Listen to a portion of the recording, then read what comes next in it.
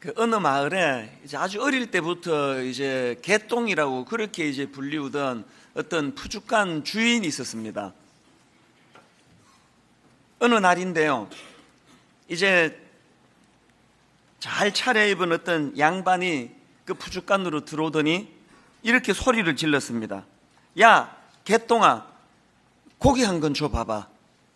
그래서 이제 푸주간 주인이 이제 고기를 이렇게 잘 썰고 있는데, 이번에는 좀 옷은 남루해 보이지만 이제 기품이 있어 보이는 또 다른 양반이 이제 들어와 가지고 아주 점잖게 이렇게 주문을 했습니다. 여보게 박서방, 고기 한 건 주시게나. 그래서 이제 이 푸주간 주인이 또 고기를 잘 이제 주문한 대로 이제 썰어 가지고 이제 전달을 했는데요, 먼저 주문했던 앞에 들어온 그 양반이 가만히 보니까 이게 둘 다 똑같이 한 건씩을 주문했는데 자기 고기보다 두 번째 손님 고기가 훨씬 큰 거예요. 그래서 그 양반이 화가 나가지고 이렇게 버럭 소리를 지르며 따져 물었습니다. 야, 이놈아, 그 똑같이 한 건을 주문했는데 왜 내 한 건은 쥐똥만 하고 저 양반 한 건은 저리도 크냐? 그랬더니 그 푸주간 주인이 무뚝뚝한 소리로 이렇게 대답을 했습니다. 나으리 고기는 개똥이가 썬 것이고 저쪽 나으리 고기는 박서방이 썬 것입니다. 제가 어느 칼럼에서 이제 이 글을 읽었는데요, 그 칼럼 쓰신 분이 지금 이 이야기를 왜 할까요?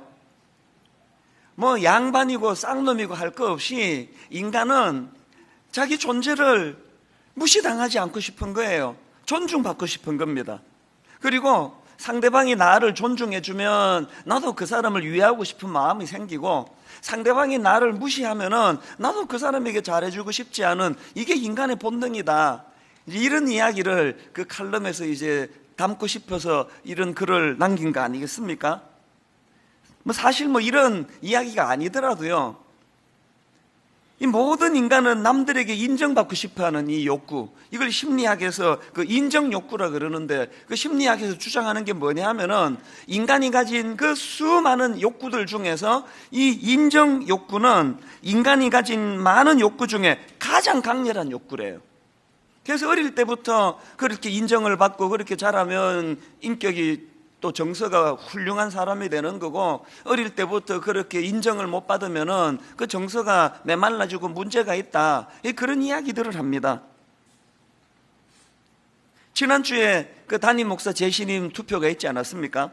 그 투표가 끝나고 이제 화요일입니다. 점심 때 우리 이제 교역자들하고 같이 이제 밥 먹으려고 식당에서 이게 줄을 서 있는데, 옆에 있던 이제 주일학교 담당인 것 같아요. 교역자가 제게 뭘 전해주는가 하니까 우리 교회에 그 초등학교 4학년 꼬맹이가 있는데 걔가요, 이제 자기 어머니에게 이제 담임 목사 이제 시무 투표 소식을 지난주 들은 거예요. 그게 뭔데요? 그랬더니 이제 이런 투표가 있다. 그래서 얘가 그럼 떨어지면 어떻게 되는데요? 그랬더니 이제 걔 엄마가 그럼 뭐 짐 싸야지 뭐 이런 이야기를 하신 것 같아요. 이제 제가 이제 정황을 보니까. 그랬더니 얘가 깜짝 놀라면서 목사님 떨어지시면 안 되는데 그러면서 이게 나라도 투표권이 있으면 나도 그냥 투표하고 싶다고 그런 이야기를 했다는 거예요. 아니 그 얘기를 이제 식당에서 줄 서서 그 얘기를 듣는데 막 이 애를 향한 축복이 막 엄청 나오는 거예요. 얘는 반드시 잘 될 겁니다. 굉장히 기분이 좋더라고요. 그 연이어가지고 또 무슨 이야기를 전해주는가 하니까, 이번에 저희가 이제 이 전자투표를 하기로 한 것은 이제 이쪽하고 저쪽에서 막 여러 곳에서 투표가 되니까 이제 이분이 그 투표를 저기서 행사하고 옆에 가서 또 하고 또 2부 마치고 또 하고 이런 거를 걸러낼 방도가 없기 때문에 이제 1인 1표를 위해서 전자투표를 도입했는데요. 근데 어떤 연세가 드신 우리 어르신께서 전자투표 한다는 그 말씀을 들으시고 그 전날 잠을 못 주무셨다는 거예요. 나는 이런 게 서툰데 내가 그 찬성을 찍는다고 찍었는데 이게 혹시 반대로 넘어가면 어떡하나. 그래서 막 그게 너무 걱정이 되셔가지고 잠을 못 주무셨다는 거예요. 여러분, 사실 저는 이런 반응에 연연하고 싶지 않아 가지고요, 이번에 그 담당자한테 부탁하기를 몇 분이 찬성을 했고 몇 분이 반대했고 나한테 알려주지 말고 그냥 결과만 알려주기 원한다고. 그래서 합격했다, 통과됐다, 혹은 떨어졌으니 이제 짐 싸라, 그것만 나 알려주라고. 그래서 저는 지금도 몇 분이 찬성했고 몇 분이 반대한 거 지금 모릅니다. 의도적으로 저는 안 알고 싶거든요. 이런데 연연하고 싶지 않아 가지고. 그런데도 불구하고 화요일날 식당에서 그 두 분 이야기를 제가 듣는데요, 마음이 진짜 좋더라고요. 그리고 제 마음에서 무슨 그 결의가 나오는가 하면, 이런 고마운 분들에게 내가 어떻게 실망을 안길 수가 있는가. 내가 정말 남은 7년 동안에도 하나님 앞에 또 이런 분들에게 그 부끄럽지 않은 그런 목회를 해야 되겠다, 그런 다짐이 나오는 거예요. 제게 왜 이런 그 반응이 있을까요? 제가 인격을 가진 존재니까요. 그리고 모든 인격을 가진 사람은 이렇게 자기를 귀히 여겨주고 자기를 아껴주는 사람에게는 마음이 가게 돼 있는 거 아닙니까? 제가 오늘 왜 설교를 이렇게 시작하는가 하면요, 이게 바로 인간의 그 인정 욕구라는 게 인간의 본능이라고 그렇게 알고 있는데, 우리 하나님도 똑같은 말씀을 하시는 겁니다. 오늘 본문 사무엘상 2장 30절 하반절을 보십시오. 나를 존중히 여기는 자를 내가 존중히 여기고 나를 멸시하는 자를 내가 경멸하리라. 심지어는 출애굽기 34장 14절, 너는 다른 신에게 절하지 말라, 여호와는 질투라 이름하는 질투의 하나님이니라. 여러분, 이런 말씀들이 하나님의 어떤 그 속성, 어떤 성품을 강조하시는 그런 말씀입니까? 하나님은 인격을 가지신 분이라는 거예요. 그래서 하나님은 우리랑 똑같은 희노애락의 감정을 갖고 계시고, 그렇기 때문에 신앙생활하는 우리에게 하나님은 인정받기를 원하신다는 겁니다. 자녀를 키워보신 분은 이 감정을 다 아실 거예요. 저는 우리 집 아이가 5살, 6살 때도, 이 꼬맹이 때도 걔가 저를 인정해주고 저를 그렇게 좋게 이야기해주면 마음이 그렇게 좋은 거예요. 그까지 대해서 잘 먹은 걔가 저 칭찬 안 해도요, 저 바깥에서 인정 많이 받고 삽니다. 그런데 왜 이 철없는 이 꼬맹이가 저를 인정할 때 마음이 그렇게 기쁜 겁니까? 이유 없습니다. 걔가 내 아들이니까 그런 거 아닙니까? 여러분, 우주의 주인 되시는 하나님이, 우주를 다스리시는 그분이, 나 같은 별 볼 일 없는 내가 인정해 드린다고 하나님이 더 높아지시는 겁니까? 내가 하나님은 깎아내린다고 하나님이 깎이는 분입니까? 그런데 왜 하나님은 이렇게 우리들에게 인정받기를 원하시느냐고요? 왜 우리에게 질투를 느낀다는 이런 표현까지 쓰시느냐고요? 대답 간단합니다. 우리는 비록 보잘것없고 하찮지만 우리는 하나님의 관점으로 독생자 예수 그리스도를 내어주시고 양자 삼아주신 하나님의 자녀가 되었거든요. 모든 부모는 자식들에게 인정받기 원합니다. 이런 추석 같은 명절에 엄청난 용돈, 그거 부모님이 원하시지 않는다고 생각합니다. 비록 연세가 드셨고 백발이 성성하지만 다른 사람들은 우리 어머니를, 우리 아버지를 그냥 보잘것없는 노인으로 취급하는지 모르지만, 자식인 저에게는 우리 어머니가 가장 소중하고 그 존재 자체가 너무 존귀하고, 모든 부모들이 자식에게 원하는 기가 아닙니까? 우리 하나님도 이걸 원하신다는 거예요. 이런 면에서 우리가 지금 신앙생활 엄청 잘못하고 있습니다.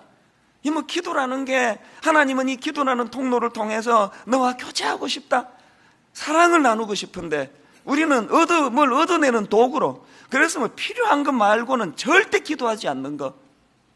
제가 이렇게 복받는 삶을 누리는 비결 중에 하나가 뭐냐면, 저는 샤워하면서, 운전하고 가면서 저는 하나님과 계속 대화를 해요. 눈 뜨고 해요. 운전하면서 큰일 나잖아요, 눈 감고 하면. 눈 뜨고 합니다. 하나님, 오늘 이렇게 좋은 가을 날씨 참 아름답네요. 하나님은 정말 화갑보다 귀하신 분입니다. 하나님은 인정해 드리는 거예요. 샤워하면서, 하나님, 세상에 그냥 어제 땀으로 그냥 쩔었는데 이 비누로 싹 씻으니까 깨끗한 이 향기가 나는데, 내 속사람도 십자가 보혈 비누, 예수 그리스도로 말미암아 보혈 비누를 주셔가지고 내 영이 이렇게 의롭다 인정받게 되니 참 감사합니다. 우리 하나님은요, 이런 걸 너무너무 좋아하시는 거예요. 특세를 앞두고도 그 선행해서 감사하는 거예요. 이번 특세도 하나님 작년처럼 인도해 주실 거죠? 저는 그건 믿어요. 하나님 뭐 이런 걸 너무 기뻐하시는 거예요. 왜요? 말씀하셨잖아요. 하나님은 나를 존중히 여기는 자를 내가 존중히 여기겠다는 거예요. 그깟 그 푸죽한 주인도 자기 보고 개똥이라 부르는 사람한테 그렇게 기분 나빠가지고 고기 조금만 주고, 정중하게 박스방이라고 부르는 그 사람한테 그렇게 우대를 하는데 우리 하나님이 안 그러시겠습니까? 저는 오늘 이 예배 가운데 우리가 이 하나님의 마음을 아셔야 됩니다. 그래서 계시록 3장 20절에 보니까 볼지어다 내가 문 밖에 서서 두드리노니 누구든지 내 음성을 듣고 문을 열면 내가 그에게로 들어가 그와 더불어 먹고 그는 나와 더불어 먹으리라. 내가 뭐 언제 너보고 막 분당 우리 교회를 세계적인 교회 만들라고 뭐 그런 얘기 했니? 그냥 너 나 사랑하고 나 너 사랑하고, 네가 큰 교회 목사라서 행복한 게 아니고 이렇게 더불어 주님과 교제하며 먹고 마시는 네 존재가 행복하고, 그걸 성도들에게 보여주고, 하나님이 우리에게 원하시는 건 바로 이런 거더라고요. 그런데 여러분, 오늘 본문의 주인공 엘리 제사장이 바로 이 부분에서 실패해가지고 인생이 정말 망가진, 또 자식을 다 망친 그런 참 불쌍한 대표적인 케이스 아닙니까? 지금 우리가 살펴보고 있는 사무엘상 2장 30절도요 전체적인 맥락으로는 지금 엘리 제사장을 꾸짖는 가운데서 나온 말씀이에요. 바로 그 앞에 29절을 한번 보십시오. 너희는 어찌하여 내가 내 처소에서 명령한 내 제물과 예물을 밟으며, 그 다음 보세요, 내 아들들을 나보다 더 중히 여겨 내 백성 이스라엘이 드리는 가장 좋은 것으로 너희들을 살찌게 하느냐. 지금 하나님이 지적하시는 엘리의 문제는 무능의 문제가 아니에요. 하나님이 지적하시는 엘리의 문제는 이 제사장이라는 직분은 자기가 하나님을 경배하고 찬양하고 높여드리며 수많은 백성들이 그것을 하도록 도와주는 자리인데, 그 제사장의 자리에서 하나님은 높이지 않고 네 자식이나 높이고 네 스스로만 높이고 있는, 이걸 지금 지적하는 거 아닙니까? 이게 여러분에게 해당되는 것보다는 목사님, 특히 담임 목사님 저에게 주시는 경고라고 저는 생각합니다. 여러분, 이 자리가 하나님을 높이는 자리인데 저를 자꾸 높이는 이런 자리가 된다면 저는 엘리와 같은 그런 두려운 인생이 될 수밖에 없다는 거 아닙니까? 사무엘상 4장 18절도 마찬가지예요.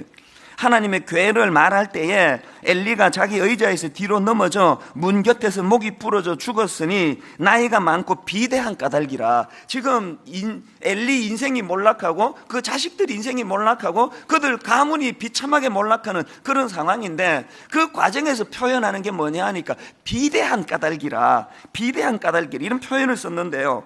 여러분, 이게 참 흥미로운 단어인 게요, 여기 나오는 비대한 까닭이라는 이 단어는 원어로 보면 카보드라는 단어인데, 이게 뭐 의미가 있느냐 하면은 이 카보드라는 단어가 또 어디에 나오느냐, 지금 우리가 읽은 본문 사무엘상 2장 30절에 이 카보드가 나와요.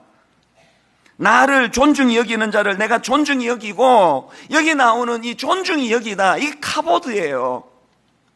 이걸 워드플레이라 그러지 않습니까? 지금 엘리가 몰락하는 그 과정을 그 비대해졌다라고 표현하는데, 이게 원어로 보니까 하나님께 놀려드려야 될 이 존중을 자기가 가로챘다는 것을 지금 암시하고 있는 표현으로 이 카보드를 쓰는 거예요. 사무엘상 1장 9절도 마찬가지입니다. 그들이 실로에서 먹고 마신 후에 한나가 일어나니 그때의 제사장 엘리는 여호와의 전 문설주 곁 의자에 앉아있더라. 비대하다는 것이 상징어인 것처럼요, 여기 의자도 상징적인 표현이라는 겁니다. 협성대 김재구 교수가 주장하기를, 여기 나오는 이 의자라는 이 단어는요, 구약 사무엘상에서 열왕기하, 이게 이제 역사서 아닙니까? 여기에서 무려 48번 이 의자가 등장을 하는데요, 엘리에게 쓰여진 3번의 경우하고 한두 번 빼고는 거의 대부분에 나오는 이 의자가 왕좌라는 이런 뜻을 가진 단어라는 거예요. 예를 들어 볼게요. 사무엘하 7장 13절을 보십시오. 그는 내 이름을 위하여 집을 건축할 것이요 나는 그의 나라 왕위를 영원히 견고하게 하리라. 여기 나오는 이 왕위가 지금 그 엘리 제사장을 묘사할 때 의자라고 표현했던 이 같은 단어라는 거예요. 이게 뭘 의미할까요? 하나님은 지금 이 엘리의 어떤 점을 지적하는 겁니까? 이 사무엘 상하를 기록한 저자가 이 워드플레이, 지금 이 왕좌, 의자라는 이 단어를 가지고 뭘 의도적으로 지금 강조하고 있습니까? 엘리는 제사장이라는 그 자기 자리를 가지고 하나님을 경배하고 높이기는커녕 그 자리를 어떻게 해요? 하나님의 영광을 가로채는 이런 짓을 하고 살았다는 이걸 지금 암시하고 있는 거 아닙니까? 여러분, 제가 지난주 신임 투표하고 이제 새로운 7년을 이제 앞두고 있는 이 시점에서 제가 시무 투표 끝나고 첫 설교 본문으로 왜 이 본문을 제가 잡았을까요? 새로 시작하는 이 7년은 내 임기 동안에 나를 존중히 여기는 자는 내가 존중히 여기고 이 하나님의 말씀을 지침으로 삼겠다는 의지 아닙니까? 의지. 여러분, 제가 제 신임 투표 결과를 나한테도 알려주지 말고 또 주보에도 또 인터넷에도 이 결과를 올리지 마라. 꼭 너무 궁금한 분은 뭐 전화하면은 사무실에서 알려줘라. 왜 내가 이런 부탁을 했겠습니까? 7년 전에 시무투표를 그때는 결과를 다 이제 공개를 했거든요. 꽤 많은 성도님들이 찬성을 해주셨어요. 뭐 여러분이 얼마나 착하신데 훌륭하신데 특별한 하자도 없는 목사를 뭐 쫓아낼 사람이 몇 명이나 되겠냐고요. 그래서 뭐 거의 대부분이 찬성을 해주셨고요. 그리고 뭐 신문에서 이거를 보고 이걸 기사화 시켰어요. 그래서 제가 그때 생각에 이 다음 7년 뒤에 투표하면 이 투표 결과 안 알려야 되겠다.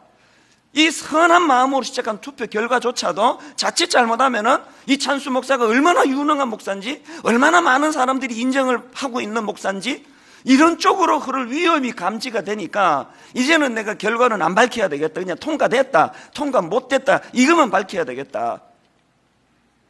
이게 여러분 내 인격이 훌륭해서 그런 게 아니고요, 내가 살기 위해서예요.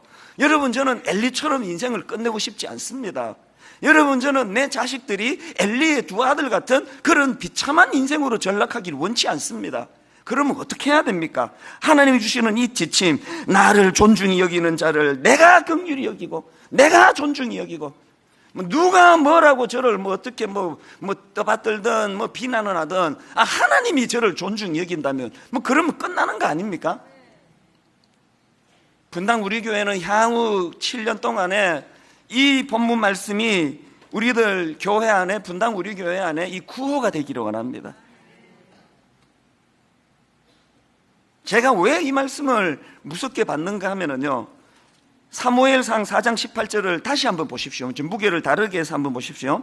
하나님의 괴를 말할 때에 엘리가 자기 의자에서 뒤로 넘어져 문 곁에서 목이 부러져 죽었으니 나이가 많고 비대한 까닭이라. 그 다음 보세요. 그가 이스라엘의 사사가 된 지 40년이었더라. 여기다 왜 붙여놨을까요? 뭐 많은 이유가 있겠지만 저는 이 말씀이 시무투표가 끝난 직후에 이제 묵상을 했으니까 왜 여기다가 40년이나 되었더라. 여러분, 지금 엘리가 비대한 까닭, 엘리가 타락한 그 다음에 왜 40년이나 되었다니 이걸 붙였을까? 이게 제게 무서운 경공구예요. 7년 전에 비해서, 개척을 하던 13년 전에 비해서 시간이 지나면, 이 자리가 익숙하면 나를 살찌우고 비대해질 위험이 있는 게 이게 인간이라는 걸 경고하는 말씀 아닙니까? 저는 우리 교회 오래 사역한 교역자들에게 어떨 때는 참 내가 너무한다 싶을 때도 있어요. 격려도 물론 많이 해주지만 오래 사역한 교역자들에게 내가 아주 대놓고 경고합니다. 우리 교회 지금 온 지 1년차, 2년차 되는 교역자들을 봐라. 막 가슴이 뜨거워서 막 성도들 신방할 때 막 온 정성을 다해서 이렇게 목회를 하고 있는 거 아니냐. 우리 교회에 막 10년, 11년 넘어가면서 이게 매너리즘에 빠지고 무디어지고 그럴 위험이 있다는 걸 잊어서는 안 된다. 막 대놓고 제가 그렇게 직설납법으로 경고를 해요. 여러분, 이건 우리 성도님들도 마찬가지예요. 여기 오래 예수 믿으시는 분, 태어나면서부터 교회를 다니시는 분, 예배가 너무 익숙하신 분, 자기도 모르게 시간 지나면 그렇게 돼요. 40년 지나면은 그렇게 무뎌지는 거예요. 최근에 제가 너무너무 가슴 뜨거운 일을 경험했는데요, 어떤 성도님이 간곡히 집에 신방을 와달라는 거예요. 토요일 오후에 제가 특세를 앞두고 있어서 이제 이거 놓치면은 부탁하는데 신방이 너무 늦어질 것 같아서 토요일 오후에 갔습니다. 그날 내가 은혜를 엄청 받고 왔습니다. 이분이 초신자예요. 예수 안 믿는 분인데 이제 교회를 나오기 시작하는데요, 그 이야기 하시면서도 울고, 앉으면 운데 앉으면, 그리고 얼마나 순종을 잘하는지. 정자동에서 이렇게 걸어 다닌대요. 초신자. 예배가 너무 감격스러워서. 지금 옆에는 예수 믿은 지 지금 석 달, 넉 달 된 분이 예배의 감격, 뭐 제 설교가 좋아서 그런 거 아니고요, 딱 들어와서 앉으면 그냥 눈물부터 난대요. 하나님 앞에 오는데 눈물이 나야 그 정상 아닙니까? 우리 성가대 시작 찬양만 듣고도 눈물이 막 쏟아진대요. 근데 예수 믿은 지 10년, 20년, 분당 우리 교회 등록한 지 한 5년 넘어가면은요, 맹숭맹숭한 거 아닙니까? 뭐 은혜 받는 날은 설교 짧게 하는 날. 여러분, 이러시면 안 돼요. 정말 그러시면 안 됩니다. 엘리가 그렇게 비대해진 게요, 제사장 되고 첫날부터 그런 거 아니에요. 저도 그렇고 여러분도 그렇고. 모태신앙, 이제 뭐 투표도 끝났겠다, 이제 막 세게 나갈 거예요. 이제 무슨 소리를 하는지 지각 안 되고요, 이제 15분 지나면 문 다 이제 걸어 잠글 거고요, 하나님을 존귀히 여기는 그 사람을 하나님도 귀히 여기신다는 이 말씀. 자, 그렇다면은 그 뭘 어떻게 하는 게 하나님을 그 존귀히 여기는 겁니까? 그 뭐 예수님 사진 그 집에 벽에다 붙여놓으면 그게 존귀히 여기는 겁니까?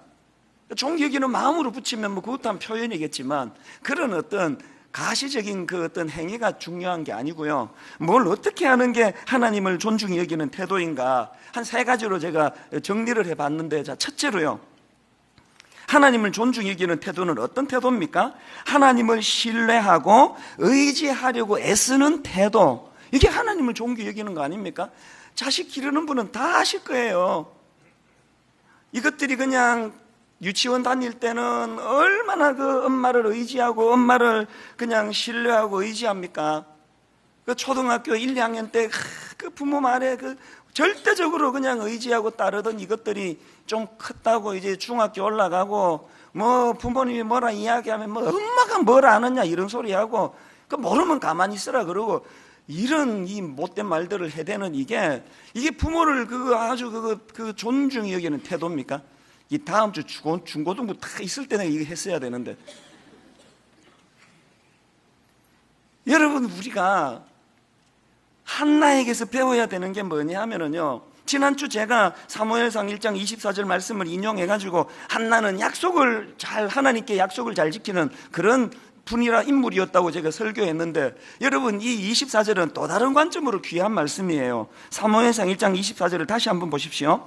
저절된 후에 그를 데리고 올라갈새 수소 3마리와 밀가루 1에바와 포도주 1가죽 부대를 가지고 실로 여호와의 집에 나아갔는데 아이가 어리더라.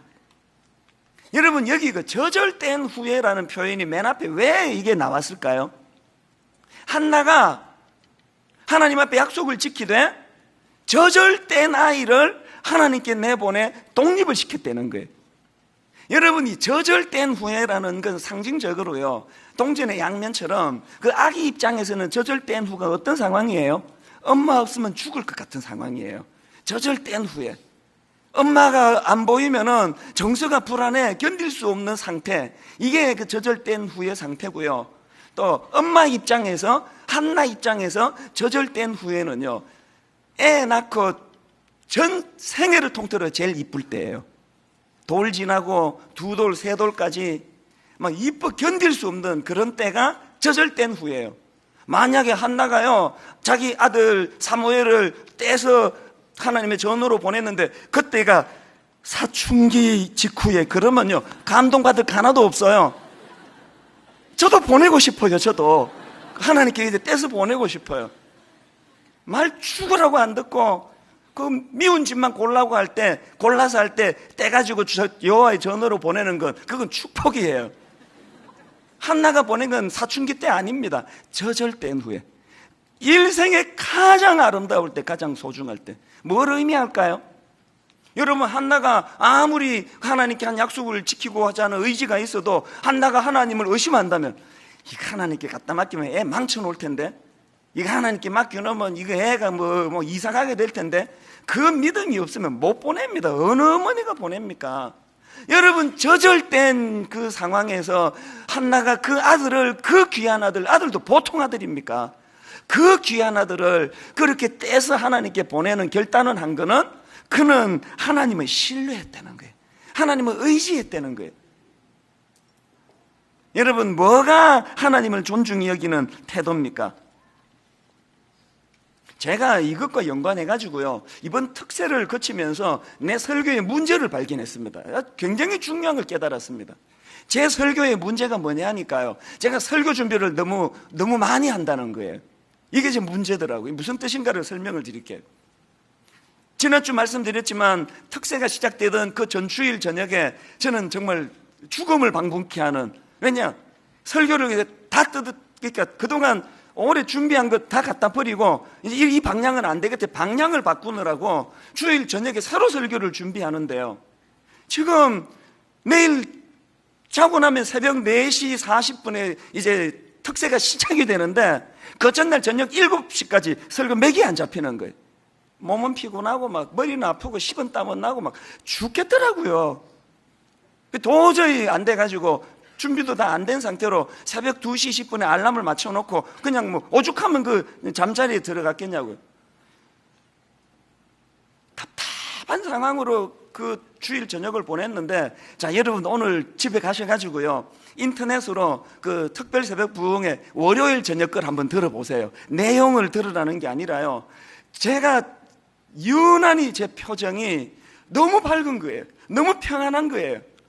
그리고 화요일, 수요일, 목요일, 금요일, 토요일, 이게 평소에는 일주일 단위로 설교를 준비하는데요, 그 기간에는 날품팔이처럼 그날 팔아서 그날 설교하고 그날 준비해서 그날 설교하는데, 성도들의 그 반응을 들어보니까 주일날 설교한 거나 뭐 그렇게 설교한 거나 차이가 하나도 없다는 거예요. 어떤 분들은요, 근래에 이번 특세만큼 은혜가 넘쳤던 적이 없다는 거예요. 그래서 제가 깨달은 게 뭐냐, 제가 설교 많이 준비한다고 그 은혜가 되고, 제가 준비를 안 한다고 은혜가 안 되고 하면 하나님 개입하실 자리가 없는 거구나. 설교를 얼마나 많이 준비하는 것보다 이 강단은 하나님이 책임지신다, 하나님을 의지해야 된다, 이 믿음이 내게 부족한 거 아닌가. 왜 이런 생각을 했냐 하면요, 특세가 있기 한 얼마쯤 전일까요, 제가 이제 우리 집사람한테 그 밥 먹으면서 무슨 이야기를 했냐 하면, 이 설교 준비는 이 도자기 국교랑 같은 거다.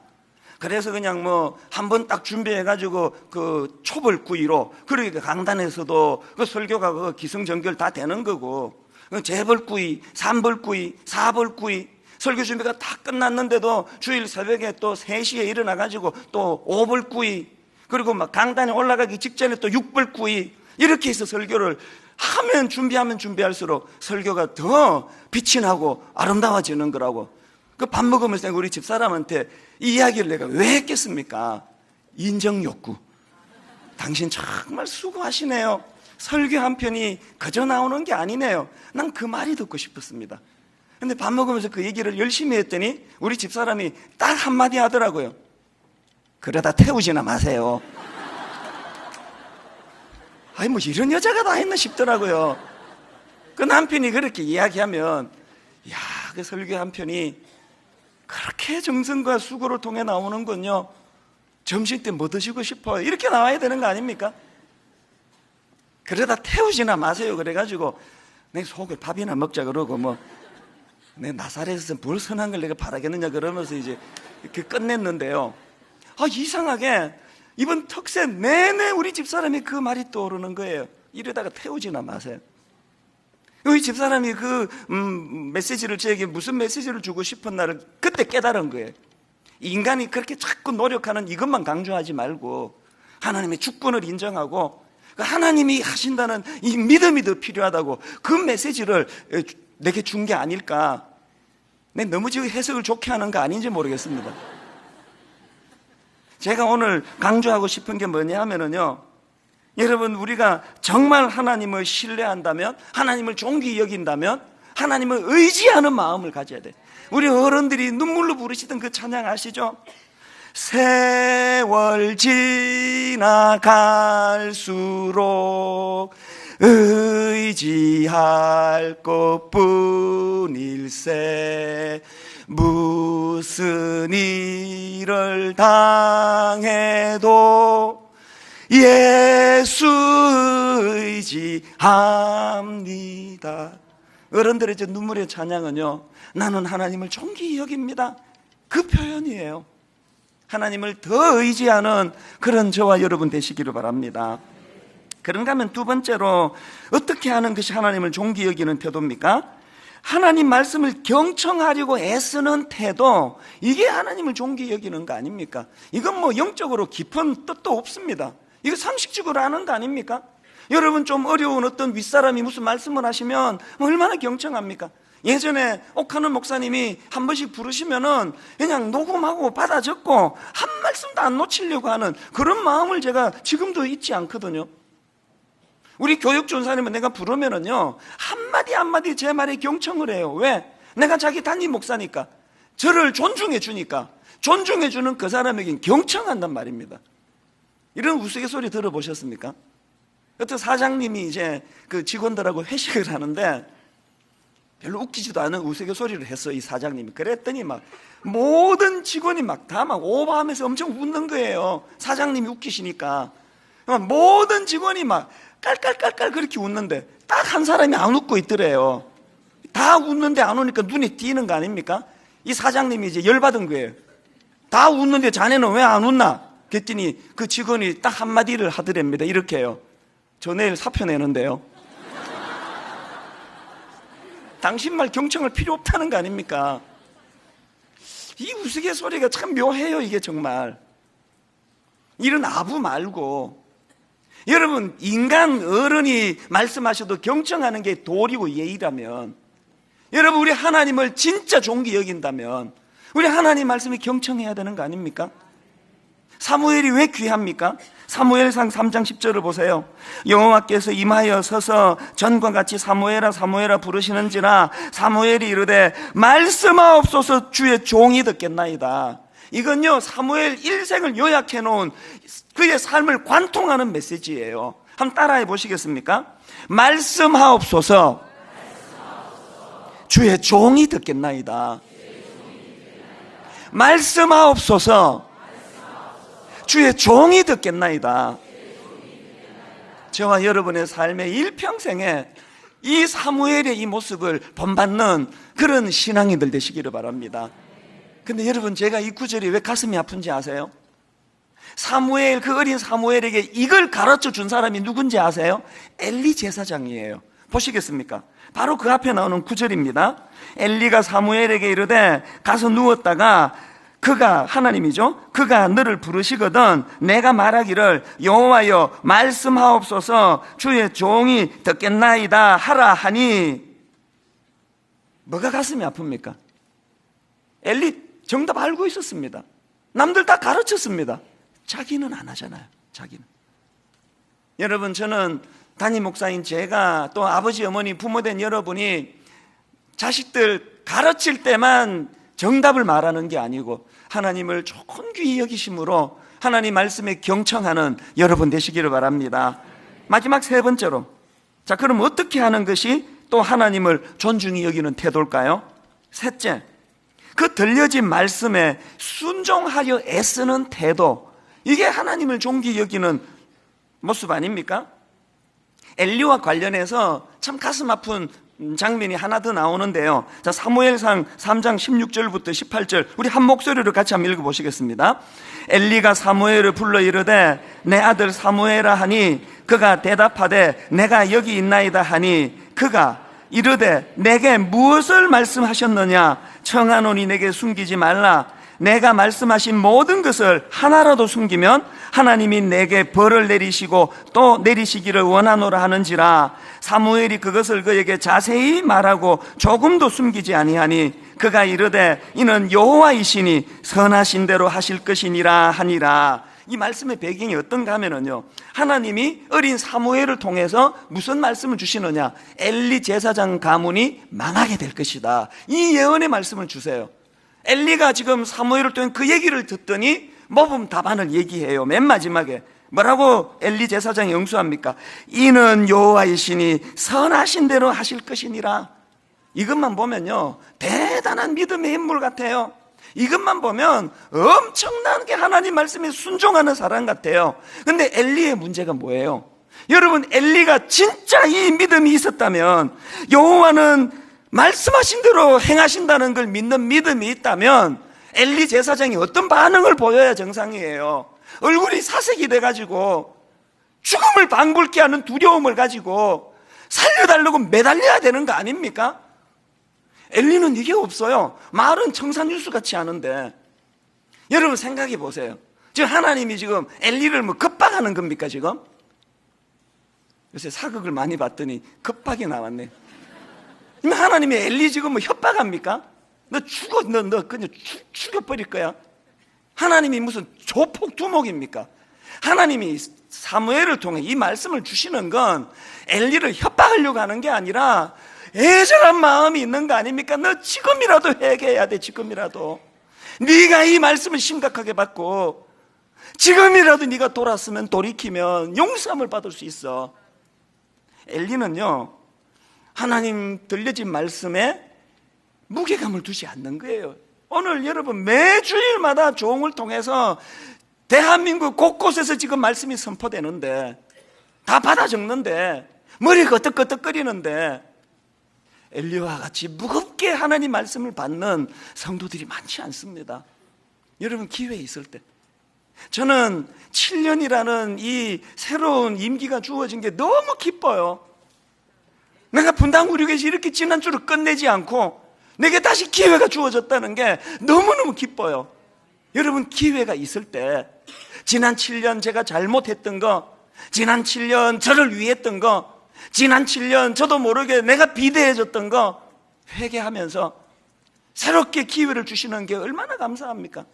오늘 여러분 이 말씀을 통해 여러분 가정이 아직 엘리네 가정처럼 몰락하기 전에, 엘리의 두 아들처럼 비참해지기 전에 하나님 말씀 주실 때 무겁게 이 말씀을 받아서 회개하는 자리로 나아갈 때, 그때 비로소 하나님을 존귀 여기는 태도가 나오는 거 아니겠습니까?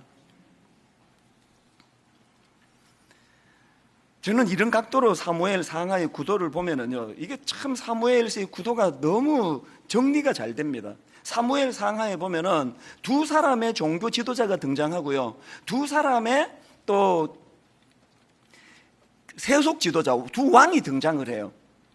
여러분 사무엘서에 나오는 두 사람의 종교 지도자 누굽니까? 한 사람은 엘리 제사장, 한 사람은 사무엘. 여러분 두 사람의 왕이 누굽니까? 한 사람은 사울, 한 사람은 다윗.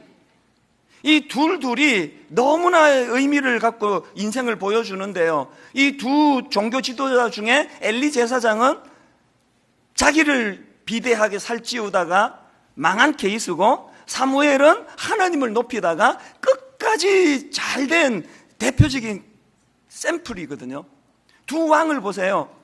사울, 처음에 그렇게 겸손히 자라다가 세월이 가면서 자기를 살찌우다 망해버렸고, 다윗, 끝까지 하나님을 존귀 여기다가 그 마음에 합한 자라는 평가를 받았던 인물이 된 거 아닙니까? 사무엘서를 통해 우리에게 뭘 보여주기를 원하십니까? 여러분 엘리의 그 두 아들을 한번 보시라고요. 지 아버지가 하나님보다 그를 더 높여줬는데 망해버렸어요.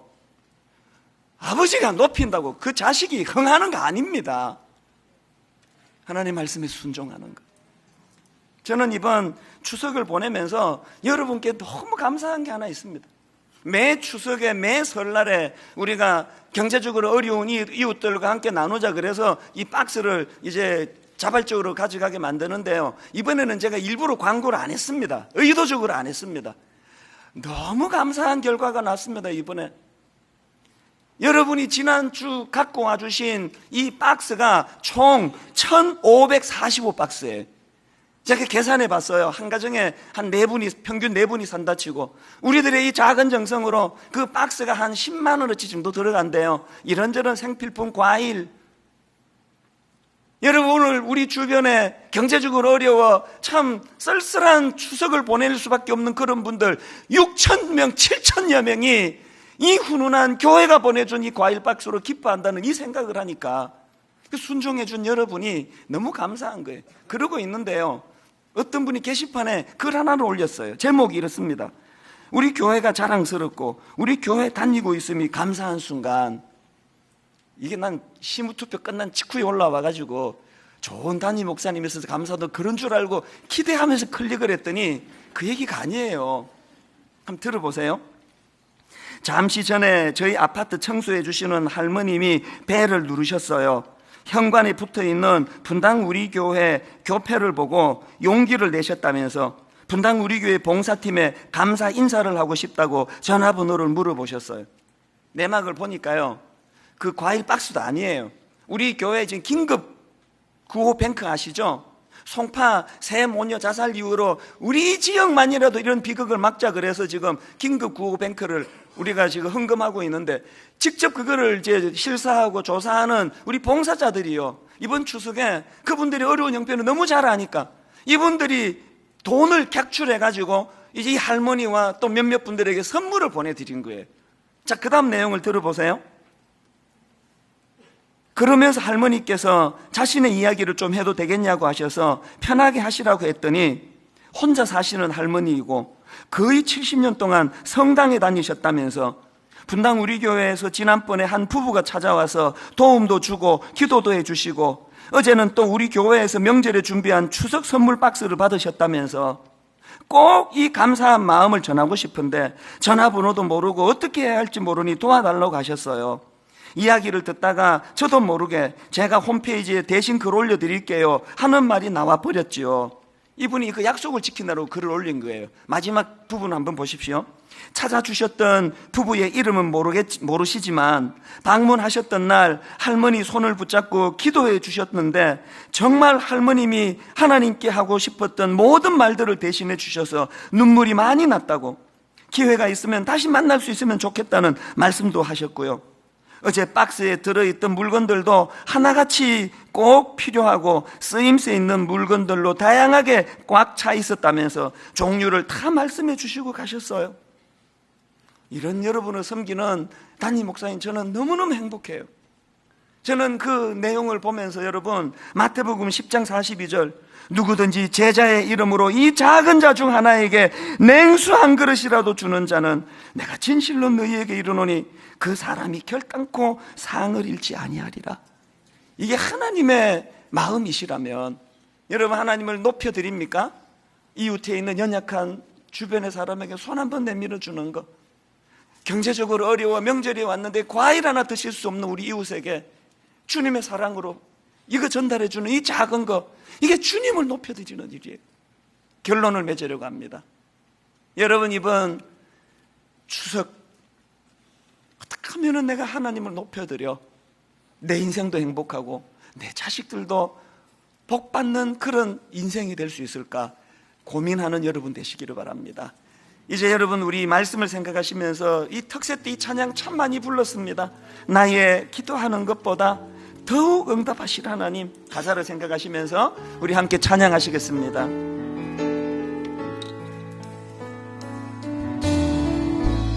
나의 기도하는 것보다 더욱 응답하실 하나님, 더욱 응답하실 하나님, 나의 생각하는 것보다 나의 생각하는 것보다 더욱 이루시는 하나님, 더욱 이루시는 우리가 이렇게 하나님을 인정하고 높여드리면 우리 가운데 역사하신 능력대로 우리들의 능력대로 여러분이 확신을 가지십시오. 간구함을 넘치도록 능히 하실 주님께 하나님만 영광받고 높이 받습니다. 모든 영광과 존귀 찬양과 경배를 돌릴지어다. 모든 영광과 존귀 찬양과 경배를 돌릴지어다. 우리 가운데 역사하신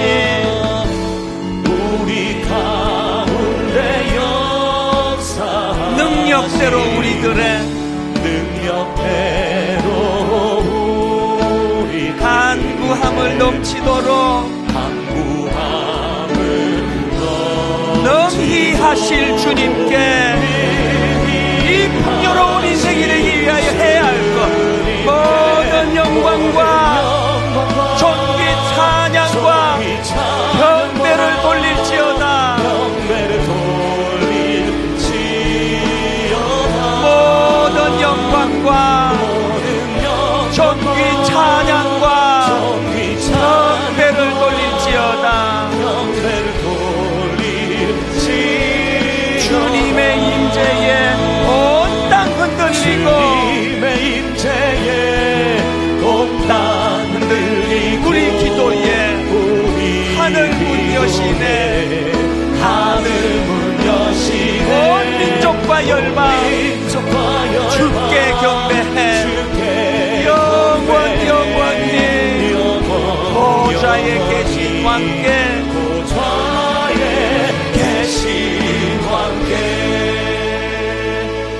여러분, 저는요 이 찬양을 작사 작곡을 중국인 크리스찬이 했기 때문에 저는 이 찬양을 부르면은 지난 8월 달에 일본에서 제가 경험했던 그 중국인 유학생들 앞에 설교했던 장면이 자꾸 떠올라요. 그때 그 아이들이 한 200여 명 좀 더 모였는데요. 공간도 뭐 그냥 옹색하고 초라하고요. 인원도 뭐 한 200 몇십 명이면 별로 많지 않아요. 그 아이들의 눈물을 제가 봤거든요. 그 높이 주님을 높여드리는 그 아이들의 그 눈물을 제가 보면서 분당 우리 교회는요 그 아이들의 보다 이게 지금 몇백 배입니까? 이 몇십 배입니까? 숫자만 엄청 많은데 분당 우리 교회가 이 중국 유학생 그 어린아이들이 주님을 열망하며 주님을 신뢰하며 눈물로 자기 조국을 위해 기도하는 이 열망과 열정이 우리 교회가 이게 없다면은요 엘리 제사장 40년 동안 자기 배만 살찌우는 그거 안 되지 않습니까? 오늘 여러분 한번 다 자리에서 일어나십시오. 다 일어나셔서 하나님 저에게 오직 주님을 사랑하고 주님을 신뢰하고 여러분 그 젖된 직후의 아이를 하나님께 맡길 수 있었던 한나의 그 믿음 신뢰를 주님 앞에 드리기 원합니다. 우리 마음을 이 시간 하나님 앞에 찬양으로 표현합니다. 피난처 되시는 주 예수, 피난처 되시는 주 예수, 영원한 승리의 왕, 주님의 얼굴을 구할 때 주님의 얼굴을 주의 빛 비추시네. 주의 빛 비추시네. 전쟁은 주님께 속했네. 전쟁은 주님께 속했네. 승리는 우리의 것. 승리는 우리. 여러분 진짜 승리하기 원하십니까? 예수의 이름을 높이며 예수의 이름을 높이며 영원히 찬양하니. 여러분 준비되셨습니까? 이렇게 선포합니다. 주님의 임재에 온 땅 흔들리고 우리 기도에 하늘 문 여시네. 온 민족과 열방 주께 경배해. 영원히 보좌에 계신 왕께 내 마음을 주님께 드립니다. 피난처 되시는 주 예수, 피난처 되시는 혹시 여러분 어려움 중에 계십니까? 영원한 승리의 왕, 마음이 힘든 분 계십니까? 주님의 얼굴을 구할 때 여러분 이걸 사모하십시오. 주의 빛 비추시네. 주님의 임재에 온 땅 흔들리고 우리 기도에 하늘 문 여시네. 온 민족과 열방 주께 경배해. 영원히 오 좌에 계신 왕께 전쟁은 주님께 속했네. 전쟁은 주님께 속. 승리는 우리의 것. 여러분 승리하는 인생 되시기 원합니까? 예수의 이름을 높이며 예수의 이름을 높이며 영원히 찬양하리. 영원히 찬양하리. 주님의 임재에 온 땅 흔들리고 우리 기도에 하늘 문 여시네. 하늘 문 여시네. 온 민족과 열방 주께 경배해. 영원히 하나님 어린 양께 하나님 어린 양께